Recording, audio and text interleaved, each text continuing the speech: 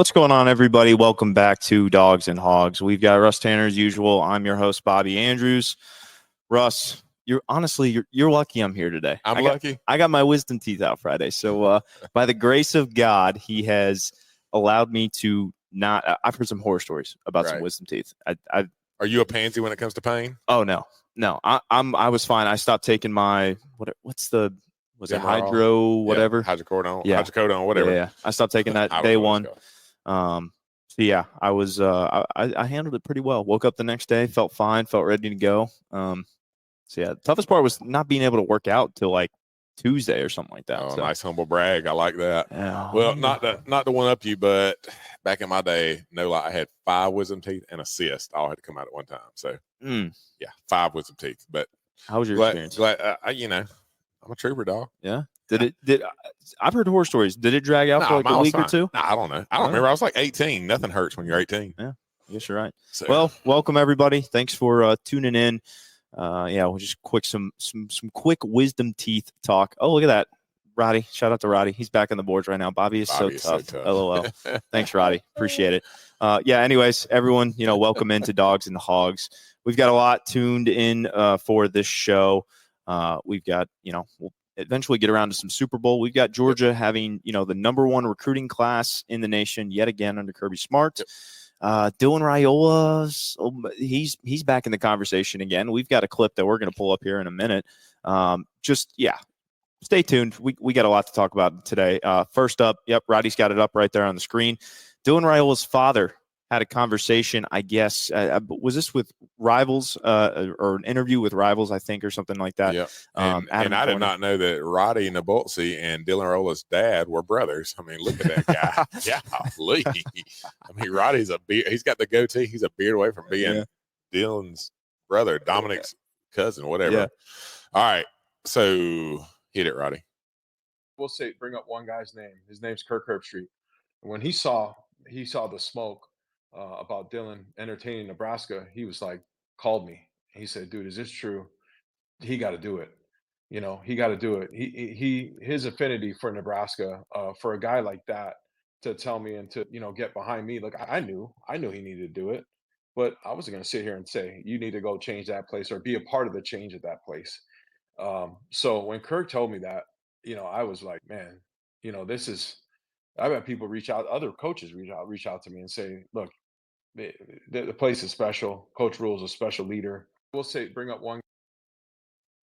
Yeah, so you heard it all here. We're seeing some comments roll in. Feel free to comment, subscribe to the channel, ujsports.com, all of that, guys. Ask some questions. We'll get to them. But I see some comments right here. Breaking Krik Herbstreit. This is Doghouse Tailgate. Yep, breaking Krik Herbstreit hired by University of Alabama as head of recruiting.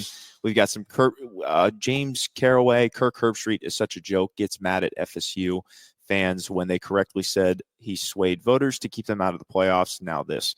I have a lot of respect for Krik Herbstreit. I don't think this doesn't necessarily affect the respect that I have for Krik Herbstreit. It makes me question some of Dylan Raiola's motives or who is feeding into him. There was a little conversation of, did Dylan make this decision on his own, or did he have some outside sources influencing him? Obviously, it seems like he had some outside perspectives that kind of swayed his decision in the final hours. All right, I'm on I know it doesn't make for great clicks and viewership to not have hot takes with this stuff. Come down and hammer on a kid, flip floppy. Now, my man Darryl Huckabee just said he played at 5 high schools in 4 years. We'll be fine. He's actually right. 100% agree with him. But man, it's hard. It's hard, right? Being a kid who is that talented with the world of NIL, with social media, with all the stuff the way it is. And unfortunately, like, Krik Herbstreit is going to get hammered by Georgia fans this year. Yeah. I mean, that's pretty much the third strike for College Game Day, right? I mean, they got rid of my boy DP. Pat McAfee trolled us at the end. Yep.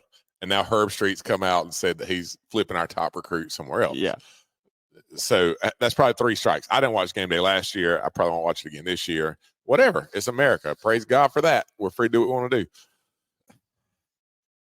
I would assume there's probably context around this from Herbstreit, meaning something like the tradition of college football needs places like Nebraska to be better than they are. Because Nebraska has been absolutely terrible for a long time now. And I like Matt Rule, by the way. I don't have anything against Nebraska. Yep. I like Matt Rule. Anytime I hear the guy talk, seems like a good dude, seems like a good leader, like the guy said. I agree with that. So I think Herbstreit probably, I hope, was saying for the tradition of where it's at, how cool of a story it is. Like if one of my 3 sons is fortunate enough to be able to be big enough, fast enough, strong enough, whatever it may be, to play college football, like I hope he plays at Georgia, right? Because I love it. I'm sure that Dominic Raiola loves it too. The bad part about that interview, the bad look of that is he said that Krik Herbstreit called him and said, dude, you got to do this. Yeah. I mean, nothing illegal about that. Herbstreit's not getting any money to him. There's nothing wrong with that. But I don't know. You can't be, in my opinion, if you're that big of a national figure, and Krik Herbstreit is probably the face of college football media, right? I Really? mean, is there a bigger name than Krik Herbstreit when it comes to national media for college football? So to have the appearance of playing favorites, trying to pick winners, trying to influence a kid to do something, like it's just not a great look. And I bet he wishes that Raiola hadn't gone on Twitter or Instagram or wherever that interview was up at and said that. At the end of the day, yes, the kid was influenced by family really wanting him to go there, which I get it. I'm from Wrightsville, Georgia, homie. Like I wasn't sure I was going to Georgia to the very end, but I had family, had people around me that wanted me to go there. He probably has the same thing. Right. There's a lot of money being thrown his way by Nebraska. I'm sure they're paying him more NIL than Georgia's going to offer him at the very beginning. And then, the social media aspect of probably getting in his ear. And he even said a little bit, his little poem that he wrote on the early signing day saying he wanted to go basically be the man, not be a cog in a wheel in the big machine. I think all those things kind of played into it. And he goes, but yeah, it's not a good look for Krik Herbstreit, for the Raiola dad to come out and say, yeah, Kurt called me and said, go to Nebraska. You need to. Awesome. Good luck with that. Yeah. Man, he even said he had other coaches, other people call him and say that too. So a lot of bad blood are out there right now. A lot of people saying, they're trying to keep top prospects away from Georgia, and for good reason. I mean, I think that's a perfect segue into Georgia securing officially the #1 recruiting class in the nation yet again. Added another 3-star recruit today, a wide receiver, Jeremy Bell. People are saying he's supposed to be pretty good. He's a preferred walk-on. Yeah. And people are saying he could have an immediate impact with Georgia. So, a lot to look forward to. Roddy pulled it up right there. Georgia lands #1 recruiting class again and again, and again, which is true because that is the 4th time under Kirby Smarts in 4 out of 9 years has he secured the #1 recruiting class in the nation. Yeah, they're trying to keep the recruits away from Georgia. I don't know what he's highlighting. I don't have my glasses on. I can't see it. What's it saying? Since Nick Saban retired, he, as in Kirby Smart, is unequivocally the best recruiter in college football. He is. It's not even close, right? I mean, even with Saban in there, it was an argument. Was it Kirby? Was it Saban? Top class. And then 2 national championships, played for a 3rd. Probably the best team in the country this year, although the record, you got beat later on, didn't get to play for it. So, yeah, what Kirby's doing is unbelievable. To go back towards that Herbstreit thing, trying to keep recruits away from Georgia for a minute. we live in, I literally live in Oconee County, Bishop, Georgia. I live 20 minutes from Sanford Stadium. So we live in a place to where Georgia football is, it's the breath, right? It's the air we breathe pretty much. So that's all we want. Then you got to know the national media, man, they want parity. They want to sell advertisements all over the place. So, yeah. And by the way, it's also good for them to have a villain. Bama was the villain for so long. Georgia's the villain now because you're the big bully on the block, especially Harbaugh gone, Saban gone. But it doesn't matter if you keep getting these types of classes that Kirby's getting, and he will, because he is that driven, he is that focused, he is that detail oriented, and that wow. He knows what he wants to do. I couldn't get the word out. Yeah. He knows what he wants to do and how he wants to do it. And I think he's wired differently than all these other coaches right now. There's not many people wired like Kirby Smart. So you recruit at the level he is, top class 4 out of 9. My assumption is, and I don't know if we got stats or anything on this, he's probably top 3 in probably 7 or 8 of the 9, top 5 in probably every single year. Maybe that first class he had was a little bit down, but it's wild at the level that Georgia's recruiting at right now. So, Georgia ain't going nowhere, man. And it's because of recruiting. That's why. Roddy, I don't know if you have it up there, but the list of the years that we had, we had 3 in a row, 3 years in a row. We had, there it is. So 2017, number 3, and then 3 years in a row, 2018, 2019, 2020, number 1, and then 5, 3, 2, and then what? 3 and 1 or something like that. Or 2024 is yes. Now, number 1. Number 1. So, sheesh. That's what high school kids say. I mean, yeah, it's wild. I mean, Georgia has the top. I mean, is there a roster in college football that you would trade for right now? That you would trade Georgia's roster for? I don't think so. No, I mean, Ohio State is probably the only one that even gets a mention with that. And Right. because I mean, they hammered the portal this year and they recruit well, but there's not a single roster that you're going to take over Georgia's roster.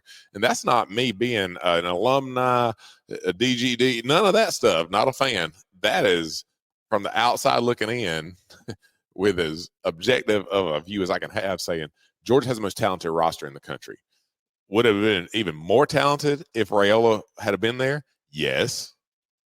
Are we now do we drop a rung because we don't have Raiola? Absolutely not.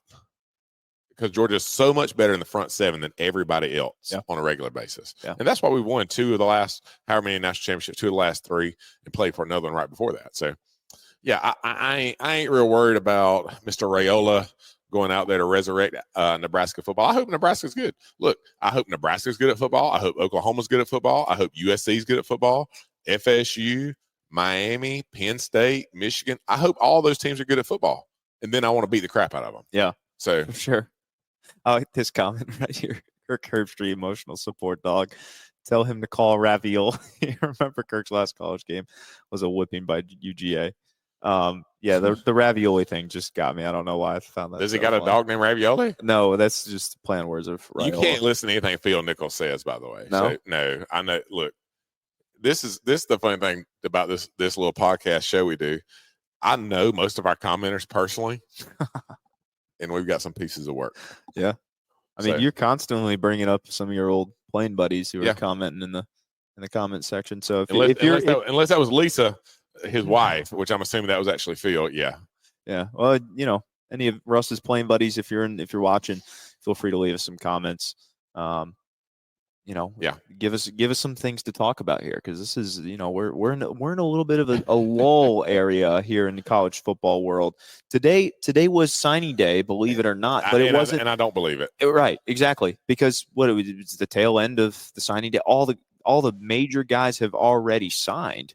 So it's like, Georgia gets a couple guys here and there, some preferred walk-ons, stuff like that.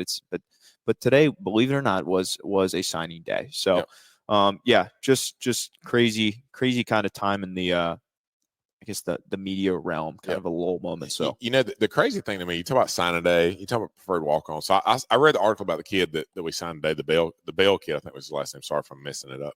The wide receiver. I mean, the dude's like 5'11", $180, $190, whatever it is. Jeremy Bell. There it is. He's a 3-star prospect. That means he can play Division I football somewhere. But he chose to walk on at Georgia. I think the thing that Kirby doesn't get enough credit for around here is how they do roster management and how they do scholarship distribution. There was a post on the Dog Vent this week trying to figure out the scholarships and where we're at with all that stuff. And I don't know. I mean, I think the NIL stuff changes it, because you can get kids now that get NILs. You don't have to be on scholarship to get NIL, by the way. So maybe that guy, maybe the Jeremy Bell guy's getting a little bit of NIL stuff equivalent to tuition or something like that to help. So I don't know how they get to the 85 number that the NCAA still makes them stay at. Because if you just do the pure math, not enough guys have left for enough guys that are coming in. Right. But Kirby manages it well. And also, Georgia fans got to know this. We're going to have several more transfers here in the next couple of months. I mean, there's a few right now I know for a fact have already had the conversation with the staff over there and told them, for whatever reason that they're moving on. So, that's nothing bad against them. Great kids, been good parts of the program. Different reasons going on, but there's going to be some spots to kind of open up. But Georgia has to manage those scholarship numbers to get to 85, and I think Kirby does that probably better than anybody in the country. Yeah, we're talking about James Caraway. Say Kirby track record, preferred walk-ons is elite. Nobody manages a roster better than that. I mean, we can go down the list and just talk about, like, who else was a 3-star recruit? Who? Ladd McConkey. Ladd. Like, I mean, we can go. I'm sure we could go down the list and name 3-star recruits and all these different guys. But I think that'll be another good segue into kind of talking about the 5 Bulldogs that are expected to go very high in this upcoming draft. So, Roddy said Eric Stokes was a 3-star. So, so just a lot of different guys that Georgia has recruited that ended up being 3 stars. I think Jeremy Bell has an opportunity to kind of fill the shoes of some of the guys who are leaving. Shout out John Williamson right here tuning in from Rocket City. Great job, Russ and Bobby and Roddy Nabulsi. So thanks for tuning in, guys. And we, I've got a question here, kind of in my mind. And Roddy, for the fans who are watching the show, we really appreciate it. By the way, Roddy's behind the scenes. We can see Roddy. You guys can't see him, but he can jump on. So he may have to jump on because I don't know the answer to this question because you're about to go. I think there's 12 guys projected to be drafted this year. Is that what you told me pre-show for Georgia? For Georgia, yeah. I don't remember having that conversation with you. There are 5 guys projected to go in the top 62. All right. That ESPN has. I said 12. No idea where it came from. I don't know either. But, I'm curious as to where those guys were ranked by all the recruiting services coming out. Yeah. What was the star stuff coming out on those guys? You got a Lad McConkey. He's a 3-star guy. He's going to be a second round, possibly late first round guy if he works out well. You got Amaris Mims, right? Amaris Mims is probably he had to be a 5-star guy. You don't get built like he was built. I don't remember the rankings on it, but I think Georgia's done an excellent job of obviously development of talent when they get there. Mm-hmm. And that's what's another thing that's really impressive. Like Kirby hires elite recruiters, but then they develop those guys over there. And a lot of it has to do with the analysts, the staff, all the people they have around. But it's a different world, man. And when you get guys like Lad McConkey, who, Lad McConkey was a 3-star because of his size. His talent out of high school probably should have been a higher rated guy for sure. But he developed. He played well. So yeah. Who are the 5? Who are the 5 that they're projected like top 60? Yep. So we've got Brock Bowers, number 14, which this is ESPN mock drafts and stuff like that. So it's a conglomerate. People vote on this stuff. Mel Kiper has him in the top 10 if you care about Mel Kiper or not. So Brock Bowers at number 14 to the Saints, Amarius Mims to number 20 to the Steelers, Ladd number 33 to the Panthers, Kamari Lassiter number 41 to the Packers, and Javon Bullard number 62 to the Ravens. Let's go down the list on each one of these guys and kind of discuss, do we think that they are a good fit with this team, or where do we see them being a good fit with this team? Let's start with Brock Bowers, number 14 to the Saints. We know this. The Falcons aren't going to take any of them. Definitely not. They're not drafting any of the Georgia players. Maybe Raheem Morris. Raheem, we believe in you, big dog. Like, bring some dogs over there. So, all right. You said Brock, the first one? Brock. Let's discuss Brock. They have him set to the Saints here. I'm pretty sure Mel Kiper has him number 7 to, I don't know who's number 7. Doesn't matter. Was it the Chargers maybe? I can't remember. I don't know who it is. I've seen projected to the Chargers because I thought him and Harbaugh. I actually never seen that.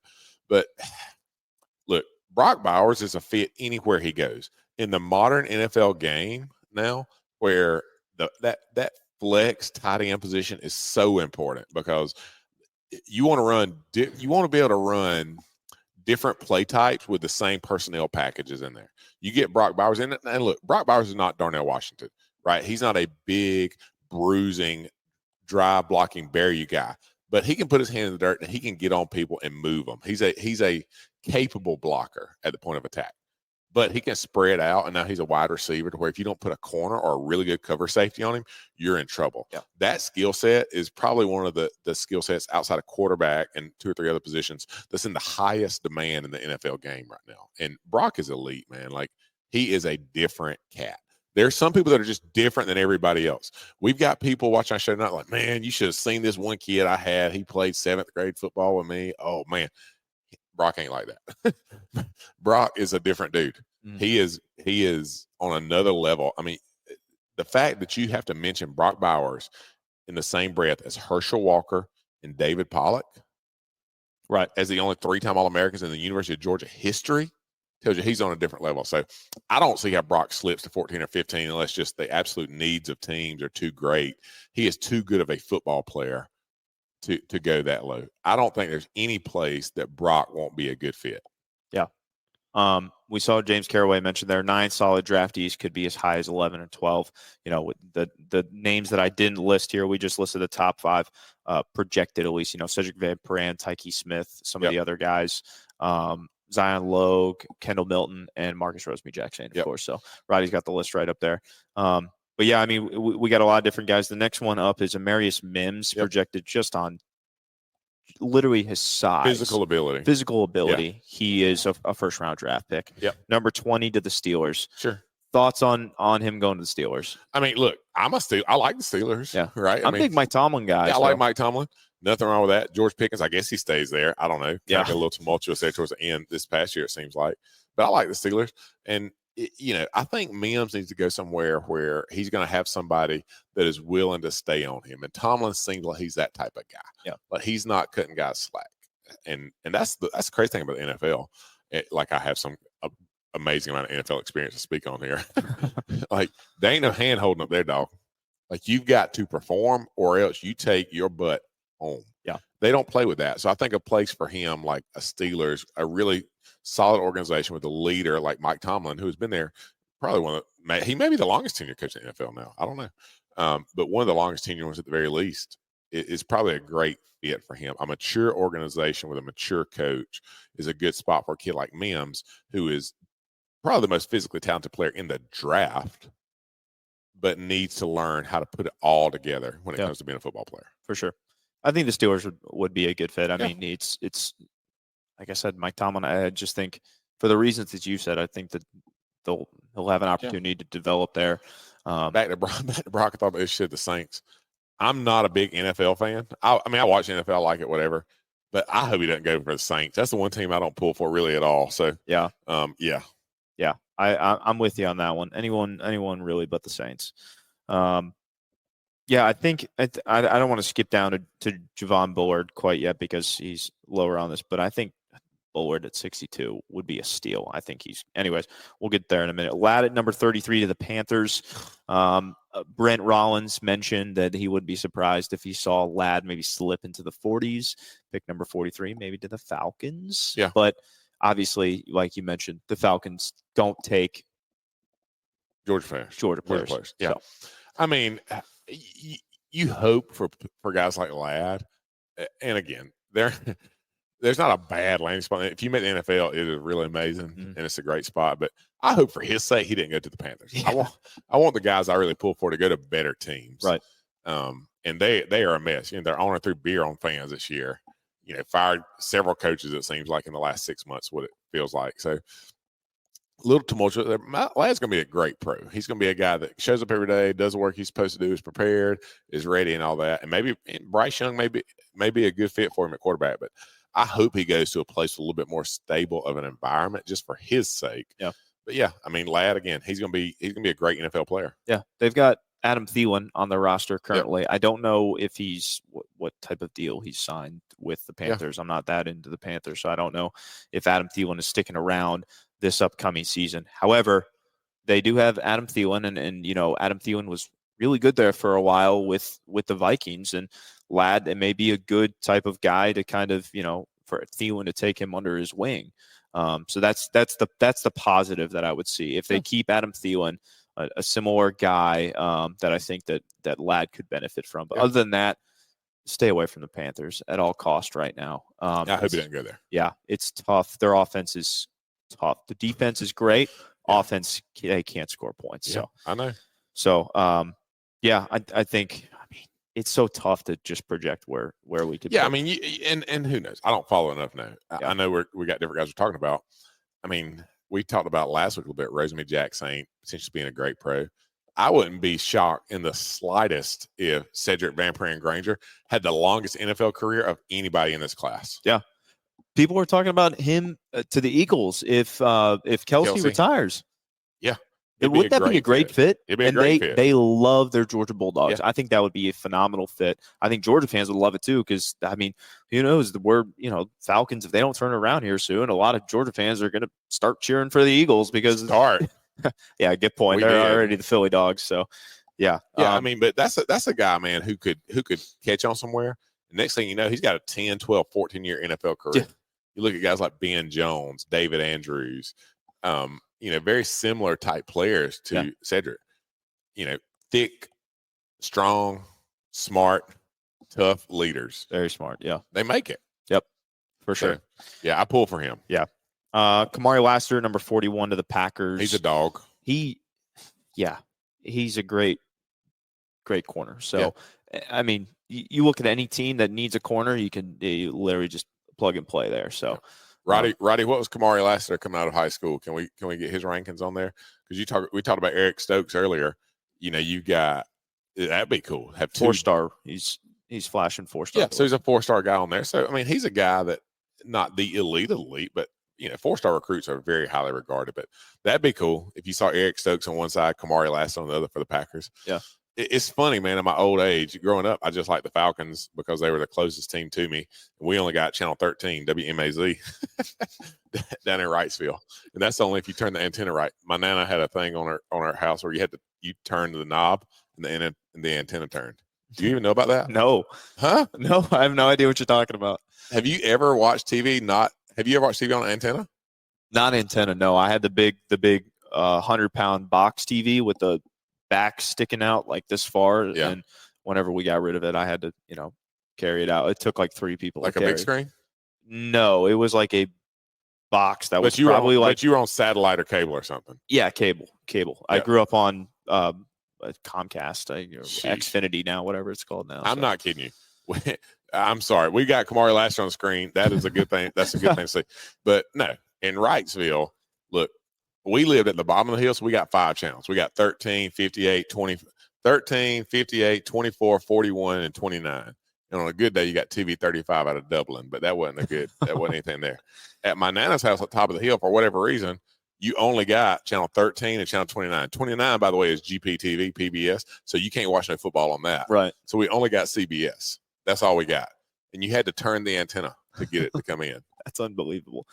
Yeah. So, anyways. Living in good times of these streaming services. Look, man. Well, no. Those are much better times. The world would be a much better place, by the way, if we didn't sit here and watch people like me and you podcast at night and stream this and that and the other. But please keep watching us do this. I was about to say our viewership's going to go down the drain. They don't have antennas either. Oh, man. But anyways, I don't even know where I was going with all that. You got me down sidetrack lane. Yeah, that was my fault. Hey, look at Roddy. Hey, guys, real quick. You were asking about where these guys were rated coming out of high school. Brock Bowers was a 4-star. Marius Mims was a 5-star. Kamari Lassiter was a 4-star. Ladd McConkey was a 3. Javon Bullard also a 3. Cedric Van Pran was a 4. Ike Smith was a 4. Zion Logue was a 4. Kendall Milton, 4 or 5. He kind of bounced around there a little bit, depending on which you go with. I'm trying to go with the consensus, if you will. And Marcus Risby-Jack Saint was a 4. So, again, if you're ranked a 5-star in the Rivals rankings, and Georgia signed 4 of them, by the way, in this past class, Alabama also signed 4, but one of them, Julian Sands, already gone. So, if we rank you a 5-star, we expect you to be a first-round draft pick. If we rank you 4-star, then second, third, fourth round. 3-star, we still expect you to be draftable, maybe even all conference. So 3-star is not a derogatory ranking by any means. There's like 800 3-stars. That's not a lot out of 3 million high school football players. So, and it's tough. People go, well, you ranked him 5 stars. He wasn't taken in the first round. Well, sometimes they go in the second. Injuries can happen. Kendall Milton looked like on his first day, looked like a guaranteed first-round draft. Yeah. And then some guys play their way up. Some guys play their way down. Some guys get injured. Some guys stay healthy. You never know how it's going to work out. But the number, go back to the rankings there with Kirby Smart getting his the recruiting classes in 2018, 2019, 2020, number one. And then he has back-to-back national championships in the following 2 years. Those recruiting rankings matter. Yeah, they matter. And you guys, and when I say you guys, the Rivals, all the big recruiting services of the world have gotten so much better in the last 10 years or so as far as identifying players and understanding what measurables you need to look at. And also, I think you guys probably have access now to more people like coaches and all that give you an idea of who they're looking at, what they're thinking, et cetera. I mean, everybody has an agenda, even the coaches. They're trying to leak information and get information, et cetera. So I think that the ability to rank and understand and project players is way better than it was even when I came out, 20 some odd years ago.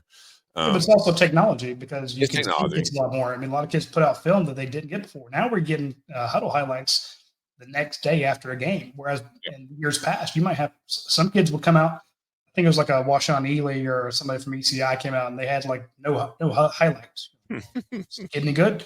But then if you now a 2-star nobody, he has huddle highlights with a star going around his, him getting blocked. It's the technology's advanced. Plus, we've hired a bunch of people who worked in college football and been in those rooms saying we're going to offer this kid and we're going to not offer that one. So yeah, you're right. The scouting's got it better, but a lot of that has to do with increased technology. You get to see a lot more, and you know a little bit more about what the coaches are looking for. And I will say this to Roddy's point for the recruiting guys that's like, I'm old school. Rankings don't matter. Yes, the heck they do. Bullshit. Okay. It doesn't determine, by the way, your ranking doesn't determine your destiny, not even close to it. But it gives us a pretty dang good idea of the guys that can even get up to the plate and take it at bat and have a shot. Yeah. So I always love the people that say, well, he was a 2-star and he went the first round. Yeah, it's not prohibitive for a guy to do that. There ain't many Thomas Davises in the world. There ain't many Tim Jennings of the world. I mean, those days, because of the access to people, are pretty much gone. It will happen some, but it's rare. So it's the exception to the rule that people say, well, that proves it's not true. I'm like, okay, I want you to pick 32 high school players and see how many of them get picked in the first round. And when you get guys like a Trevor, number one in our rankings, number one in the pick and the draft, and we do that over and over and over again. When you have a guy that's, we had him number 5 and he goes number 1. It's pretty damn good to predict something that's going to happen 3 to 4 years from now with all the variables that are out there. And and we get some absolutely wrong, but it's impossible to get them right. But we're right about 68 to 80% of the time about where a kid's going to wind up being drafted. And we're not gonna have this guy, this type fan on our show commenting because of who our fans watching the show are. But the people that want to say, well, look at there's a wide receiver from Hofstra, somebody from Presbyterian College. He's like the 3rd draft pick in their history, right? If they get a guy drafted every 10 years, and there's a ton of small schools. If a small school produces one good player every 3 years, which is probably going to happen, great. That's awesome for the kid. It's like betting on the field.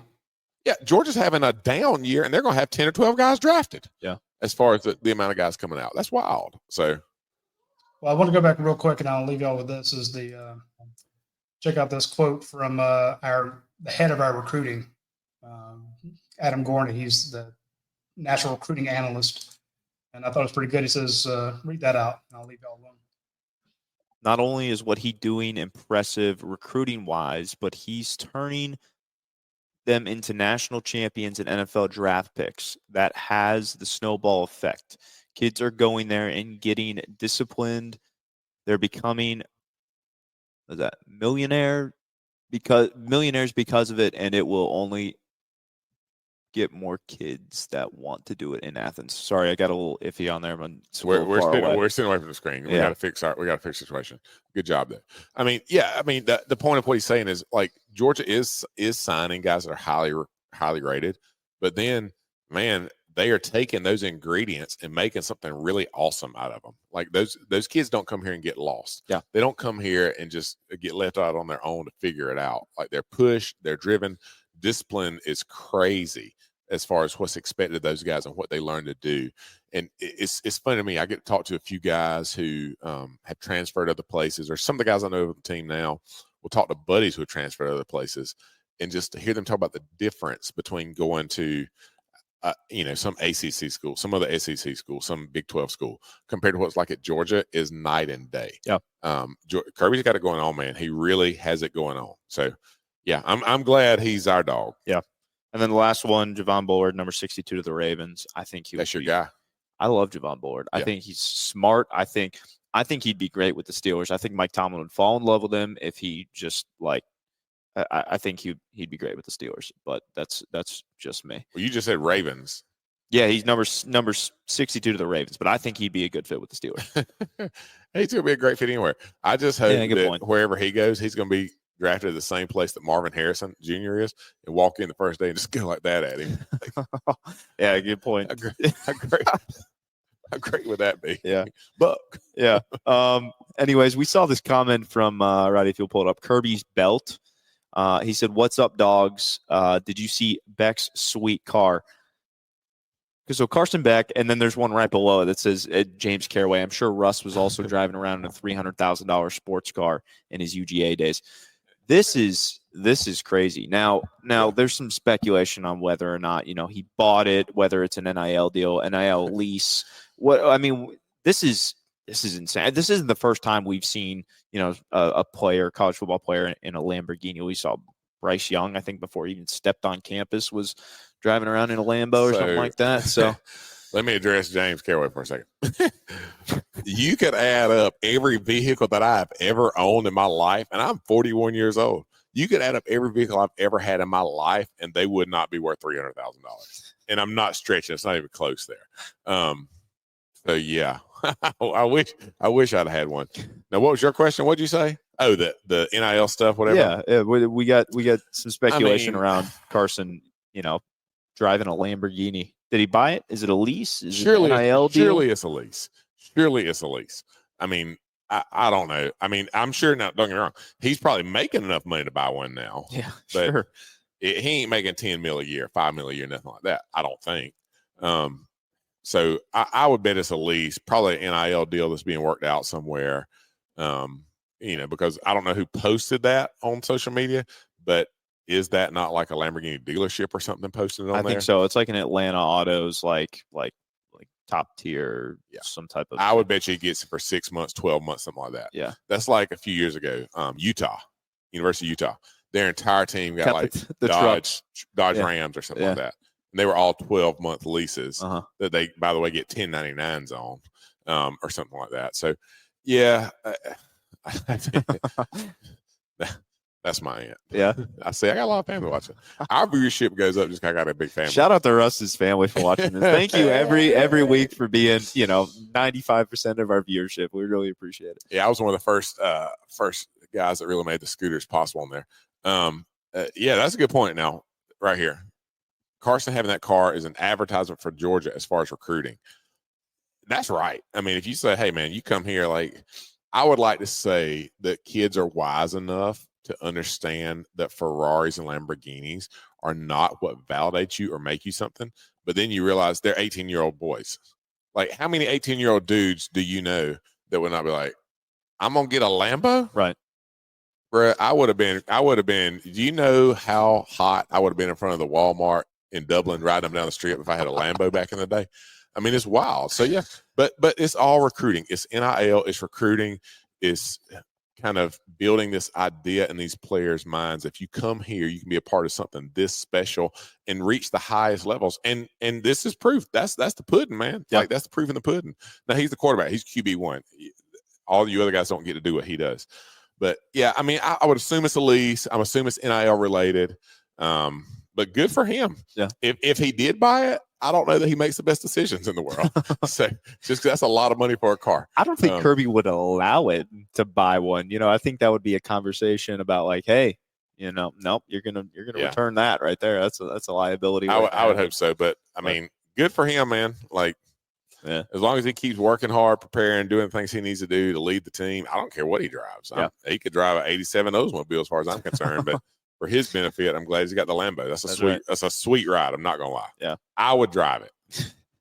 I would too. I mean, if you're gonna make me, I'll drive it. We had that comment from James Caraway. What I love about UGA with NIL, if you stay, you earn it. You get your money. Other schools paying 18-year-olds just to show up. Yep.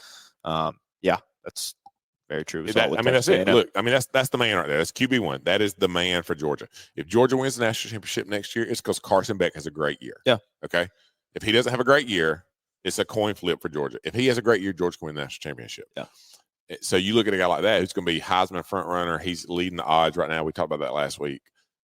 It's all making sense. We're literally processing this on the show. Yeah. That's a recruiting thing. Whoever said that a while ago, that's a recruiting deal for Georgia right there. So good for him. Good question right here from John Williamson. Just wondering why the players getting NIL are still getting scholarships. Because the vast majority of players, vast majority of players are not getting enough money to cover tuition, books, and all that stuff that a scholarship covers. Okay. Yeah. That's a huge misconception. A lot of folks think that every player gets Lamborghinis, that every player is getting 10 grand a month, 20 grand a month, 30 grand a month. And that's not the case. Right. The vast majority of players are not getting enough money that will cover tuition, room, board, and books. They're just not. Mm-hmm. They're getting something now. They've got they call them like a red card or something over there where they get the certain meal food, cards, basically, and which is great. Yeah. I love that they get that stuff. But yeah, I mean, I don't know. The thing I get curious about is, are there guys like a Carson Beck, for instance, who is no longer on scholarship at Georgia to make room for other numbers to come in because the NIL money is so great? Jeez. Is that a conversation that ever gets had over there? Wow. So, again, that's interesting. Well, it makes all the sense in the world, right? It does. It opened a spot for another guy who they couldn't maybe sway unless with NIL money, maybe a scholarship. I don't know. That's a really good point. Tom Brady took a lot less pay for a long time to keep rosters stacked slap full. He got Randy Moss to play with him. Yeah. That's the greatest QB wide receiver combination I've ever witnessed in football. When their peak year, he was taking less to get them there. So if you're a Carson Beck, and it may not happen, but maybe it does. I mean, if you had a guy, let's say Trevor Etienne was coming, there wasn't a roster spot for him. You're getting $1 million a year, $2 million a year, whatever it is. If you're Carson Beck, say, well, all right, I'm going to take less now to give that guy a scholarship, right, to help me be better, to improve my draft stock, to make $100 million in NFL. Yes, please sign me up. So, and I have no idea how much money Carson Beck gets in NIL, but go back to the question and the answer. The reason they still get it is because the vast majority of players are not getting significant money in the NIL world. Yeah, that's a good point. I think that's what a lot of people don't understand. There's a limited amount of scholarship spots and walk-ons and all these other guys, and so that's important to keep in mind. This comment from Kirby's Belt. Beck showed up in his pajamas and the salesman pulled some dirty khakis out of the hamper. I didn't even notice the khakis the first time. They're actually bad. Now, I wish he hadn't pulled that out because, man, I'm not going to – not that I'm going to look this tweet up on a regular basis, but that is terrible. If you're a Lamborghini salesman, man, buy some pants that fit, that aren't wrinkled like that. A button down, too, or something like that. That's bad. No, that's bad. That's just a bad – and Carson Beck's sandals are not a great look either.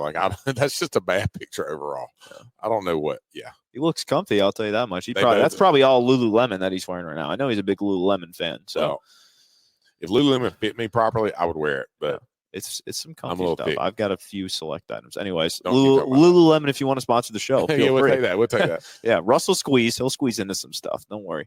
But yeah, good for Carson Beck. I'm glad for him, and it's cool. And maybe I see him around town. Maybe he gives me a ride one day. That'd be cool. Yeah, we can do a barbecue for you together. Yeah. Carson, if you're watching, I'm available. So. I think this is a decent segue into Missouri. Speaking of NIL money, Missouri got an anonymous $62 million donation from a donor for football. That $62 million. You just got $62 million, hanging around. What do you do? Missouri. What alumni? Who? I didn't even know Missouri had fans. So to have somebody give $62 million to their football team, they needed a building named after them or something. But I saw $50 million for their stadium improvement, which is needed. Their stadium is not on par with other SEC schools. But the crazy part to me, and this is where the NCAA's got to get this crap fixed, man. $12 million goes to basically their collective. Yep. Which is not supposed to be affiliated with university, but it's being announced as a gift to the university with $12 million going to the NIL collective. How's that work?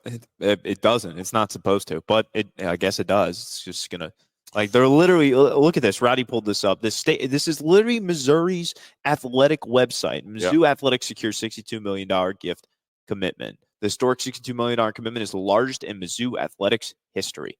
Yep. Unbelievable. Yeah. So I guess they're not saying that other $12 million is for NIL. They're $12 million will go towards Mizzou's Tiger Fund, a charitable program through the Tiger Scholarship Fund that benefits Mizzou student athletes, aka NIL. Mizzou football players. Luther Burden, in particular, guys from the transfer portal. Yeah, that money. I mean, it'll help for sure.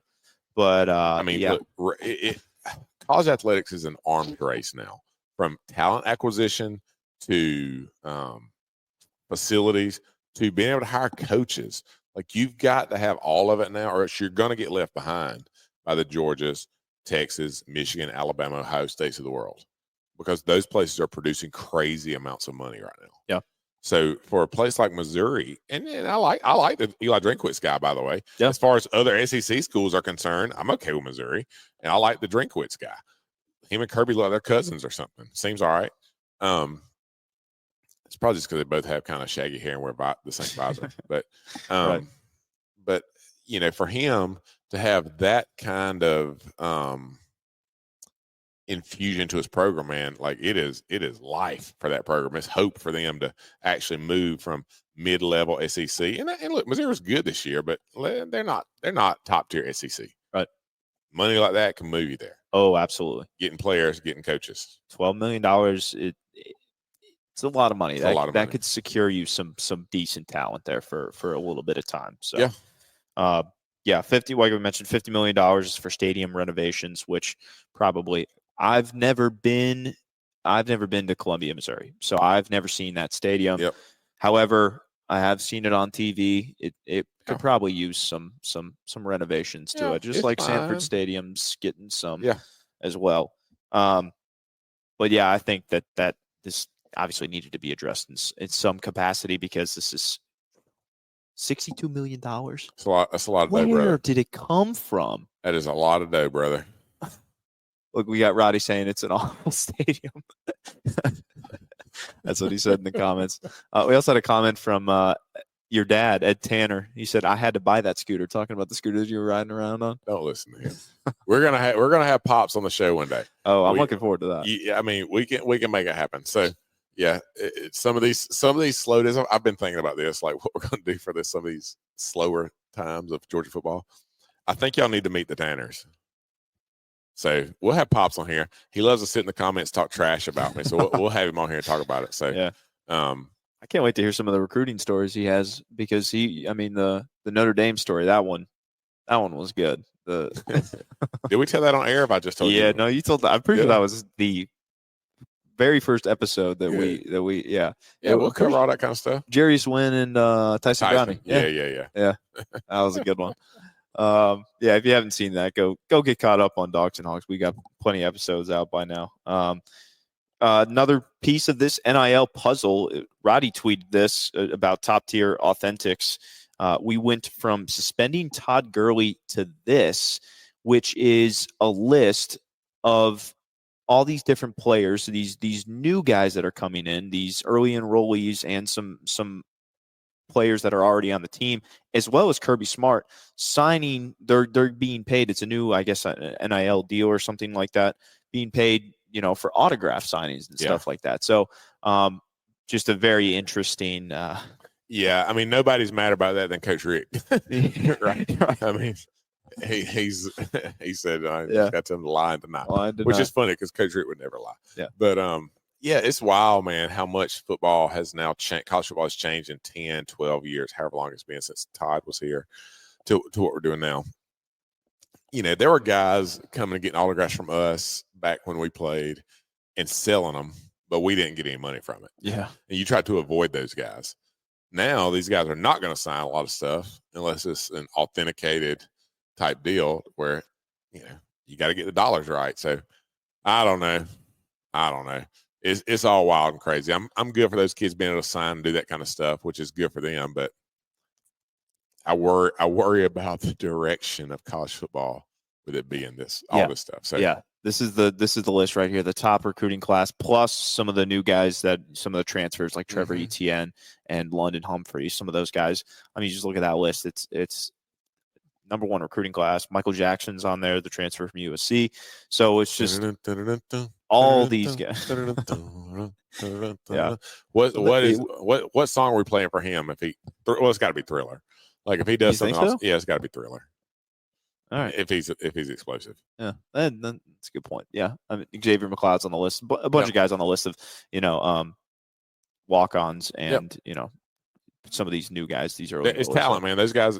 I mean, this is that list. There could be a lot of money. These autographs could be worth a lot of money here in the near future. But yeah, anyways, that is a very, very stacked list. Somebody said they look forward to meet the Tanners. We're gonna work that out. Yeah. Okay. Let's do it. Well, yeah. We're already meeting. What? Hmm? Who's coming on next week? You want to? Yeah, we can tease the next 2 weeks. Yeah. So at least trying to. This is not confirmed for next week, right? With my wife? Yeah. It's not confirmed. All right. Well. She's hard to nail down. Yeah, I'm hoping, next week is Valentine's Day. So I may have to bribe her till her Coach Donnan's going to be here or something like that, because she loves, my wife loves Jimmy D. Yeah. She loves Coach Donnan. Maybe Roddy can hook us up. Roddy does the show with him every single week. So yeah, I'm going to try to get my wife on for a little romantical Dawgs and Hawgs episode. Let her talk about things she loves, Georgia football, and hopefully me.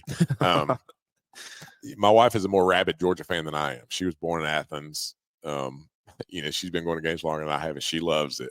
So yeah, she is one I have to put a leash on when we go to away games, because she will fight. So she's one of the ones barking at the. I've never heard her actually bark. Oh, really? Her voice is deep enough, but I've seen her kick a little stuffed gator that somebody had on a string walking around. No way. Oh yeah, that's awesome. That is awesome. So, anyways, hopefully my bride Shelly's going to be on next week. She is not watching the show tonight, so she doesn't know. So I can get home and I can try to talk her into it. Perfect. And then after that, the following week, big news. As long as everything goes, we're going to have one of the QB1s. Jake Fromm's coming on with us. Yep. And it's going to be a different episode because I'm bribing Jake with steak. Yep. So we're going to cook. Probably, I'll go ahead and say it's going to be some of the best steak you've ever had in your life. I believe it. My cousin Matt is coming. He's going to cook. We're going to have him cook, and we're going to talk Dogs and Hogs and eat steak on the show with Jake Fromm in 2 weeks. So hopefully my wife, Shelly, next week, Jake Fromm the week after that. So yeah. So a lot to look forward to, fans. Thanks for tuning in. We're going to keep rolling here. We'll wrap up here in a minute, but let's talk a little bit of Super Bowl. We already talked a little bit about it last week. Mm-hmm. Have you changed your mind at all? Last week you were kind of leaning Chiefs. You're like, how is it? Yeah. The Chiefs are getting hot at the right time.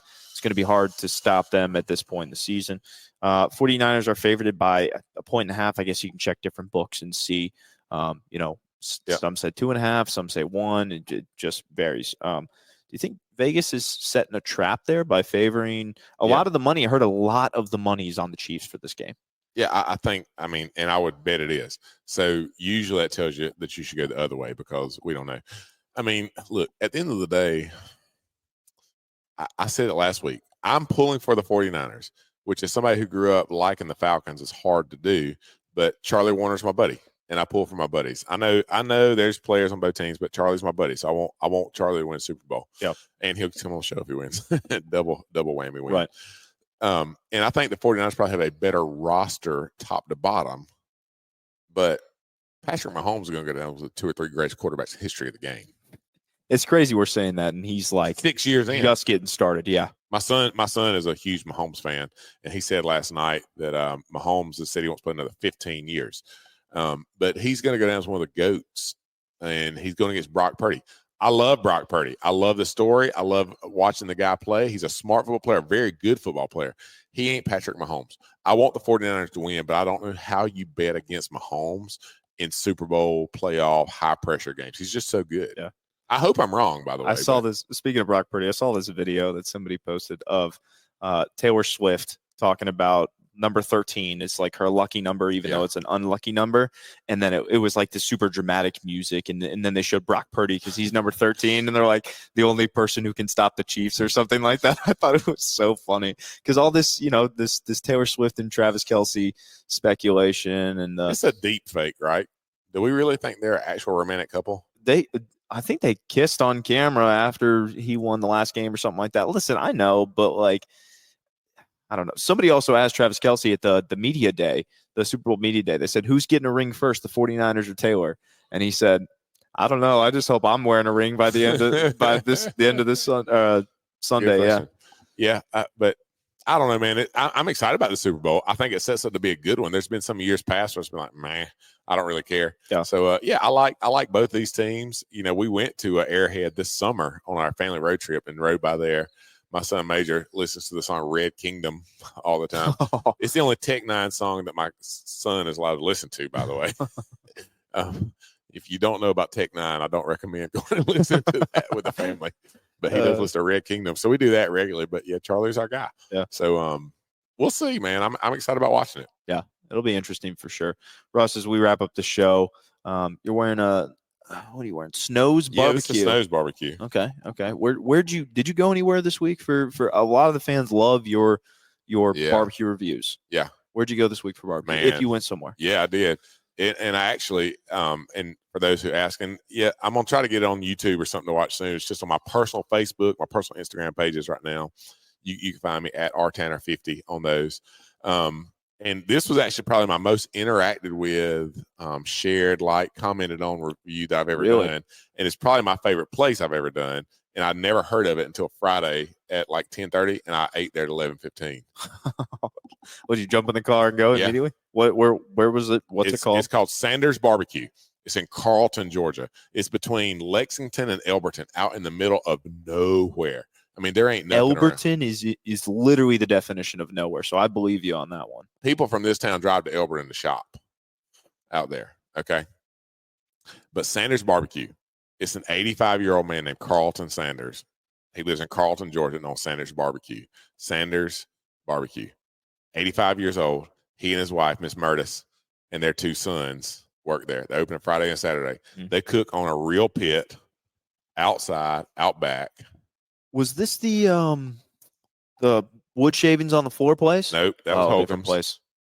Nope, Man, that was Holcomb's. It's tough to keep track of your barbecue I reviews. know. You got one Look, weekly. I know this is not great TV here either, but let's see if I can get this on camera here. This was their pits right here. Can we get on there? Look at that. I mean, that's their. It ain't really working. That's their pits right there. And then Mr. Carlton, I mean, he's 85 years old, and he's in there serving us. And anyways, man, it may be my favorite barbecue restaurant.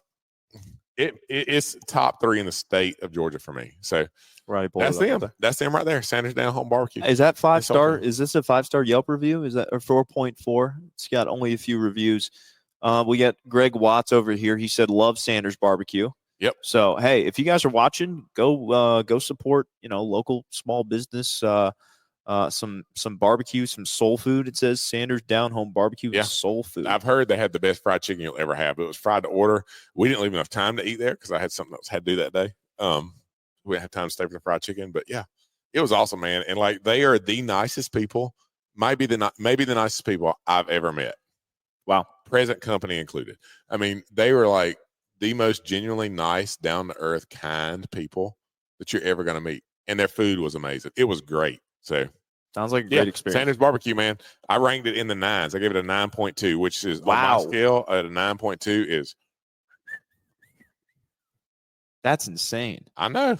What was the best thing you had?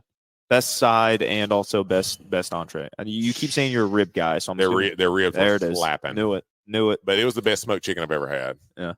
And it was all great. I mean, the environment, the people, the ambiance, those things are very important to me. Yeah. So I don't rank it just on food. The food was really, really good. But the whole experience to me put it in the 9s, which is crazy for me. Hey, that's awesome. I've only review them on I've Yelp. only given 3 9s in Georgia, and they're one of the 3. Wow. So, what are the other 2? Doss Brothers. Yeah. Doss, in Atlanta, and then Fox Brothers in Atlanta. Wow. Yeah. Hey. Very different places, by the way, than Sanders Barbecue. Right. Those are new age, new school, brisket, a lot of different stuff, variety. Really awesome. But Sanders has been doing this for a long time. Yeah. And they were awesome people. Well, hey, even if you haven't eaten there, go review them on Yelp. Give them 5 stars because we support local businesses here. Yep. Well, that about wraps us up here, Russ. Thank you, fans, for tuning in. Be sure to tune in next week to Dawgs and Hawgs. We'll hopefully have Mrs. Tanner on the show next week. And then the week after, stay tuned because we're going to have Jake Fromm on as well. Yep. So thank you guys again for tuning in. Catch us every single Wednesday, 8 p.m. right here, same time, same place. Thanks for tuning in. Russ, got any closing remarks? Go Dogs. Go Dogs.